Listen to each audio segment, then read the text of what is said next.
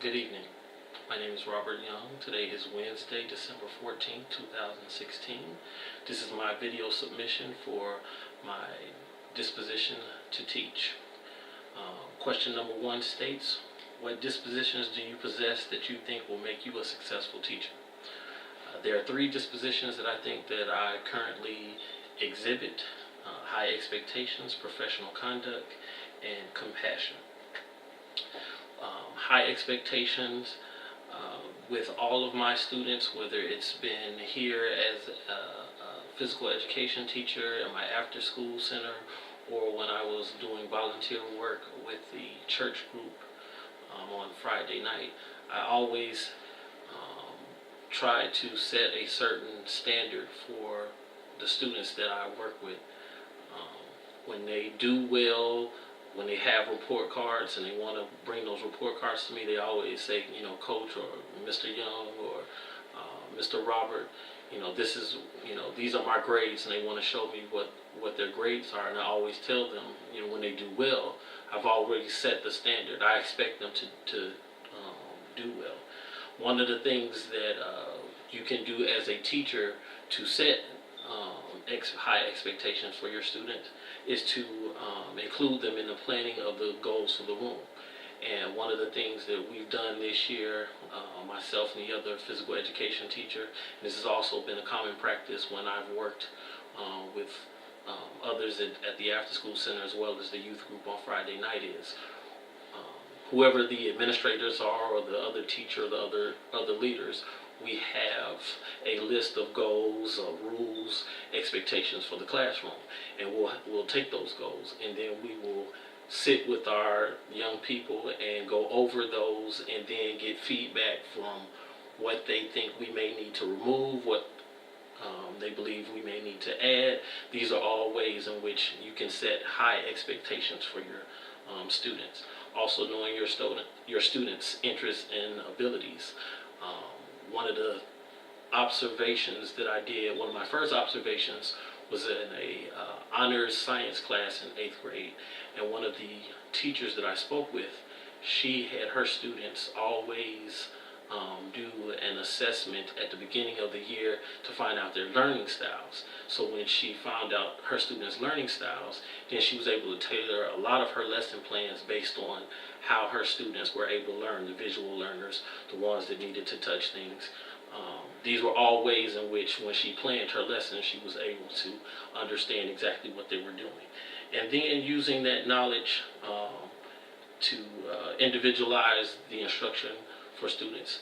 As you understand what your students are capable of, or the best way they're able to learn, then you're able to focus in a little bit more on how to tailor a lesson or an activity designed specifically for them. Professional conduct, I always thinking about how I want to model my specific behavior for my students. One of my co-workers, whenever her class walks out, she always states the word model. They walk out into the hallway and she'll turn to her class and she says model. When she says model, then the class walks with their hands behind their back. They're quiet in the hallway. Her expectation for her class is to be the model citizens that she knows that they're capable of. I also think about how modeling professional conduct and how I speak with my colleagues and how I interact with my students. I always try to demonstrate exactly how the young people should interact with one another and with the adults that they come across. And then exhibiting professionalism, trying to make sure I arrive on time, that whenever I'm dressed, I'm always dressed professionally. I don't have anything with holes in it, or just because I'm a phys ed teacher, dressing down compared to what the expectations are for the school.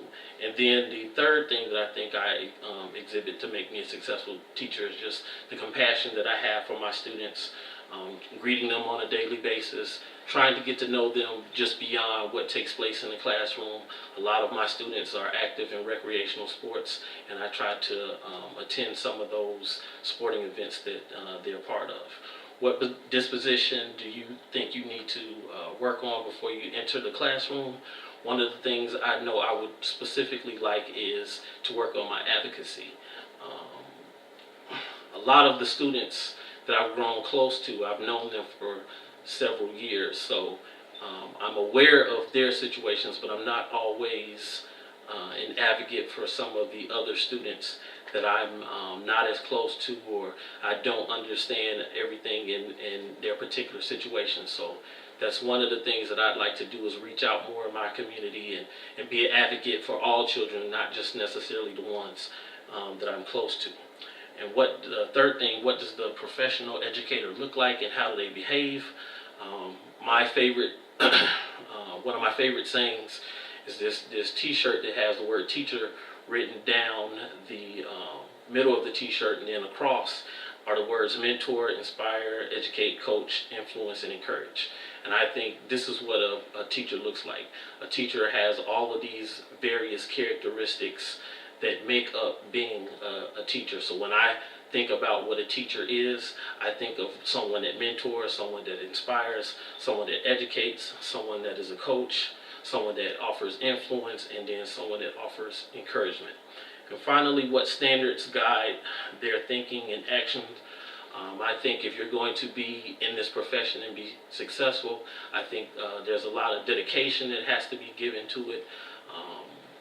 A lot of my co-workers, the teacher that I work with during my student teaching experience, I can say what I learned from them specifically is their dedication to their craft, going to various professional development opportunities, just trying to do various things in terms of strategies and methods to help their students be more successful in the classroom, giving time on Saturday for Saturday school, coming to school early to help someone, staying late, and then finally reflection. I think whenever you provide a lesson or an activity and you see whether students are successful or have issues with it, you always want to look back over whatever it is that you're doing in this profession and reflect and see exactly where you can make the improvements. Thank you.